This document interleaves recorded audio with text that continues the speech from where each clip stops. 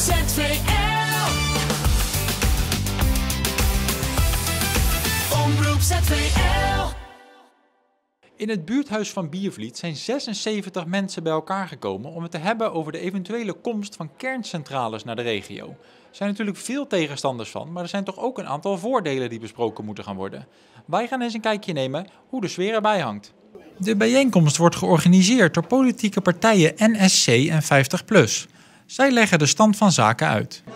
De situatie is dat de regering besloten heeft om 2 nieuwe kerncentrales te bouwen. Misschien een derde en een vierde.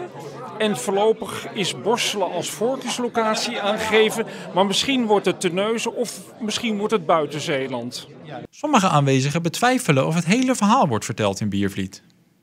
Als je dat gaat vertellen aan de Nederlandse burger, dan denk ik dat mensen anders gaan denken. Die zullen het dan niet meer zien als een Zeeuws probleem of een Maasvlakteprobleem of een Gronings probleem.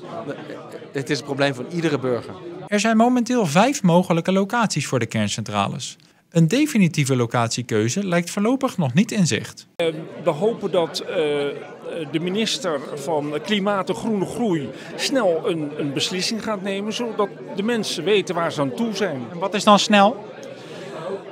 Ja, ik begrijp dat er bijvoorbeeld over de locatie Eemshaven dit voorjaar of deze zomer al een besluit wordt genomen of die wel of niet doorgaat. Dan vallen locaties af misschien? Ja, dan valt er een locatie af. Dan zijn er nog 4 in plaats van 5.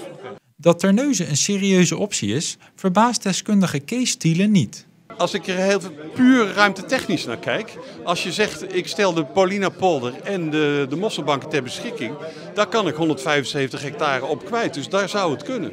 Dat er ruimte is, betekent natuurlijk niet dat het ook een goed plan is. Het project zelf is niet zo zinvol, omdat het te duur is.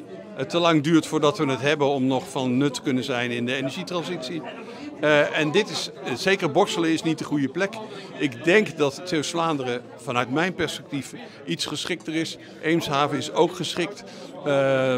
Maasvlakte 2 zou ook heel goed zijn, omdat dan de koeling op het zeewater zou zijn. Wat beter is dan de koeling op de Westerschelde.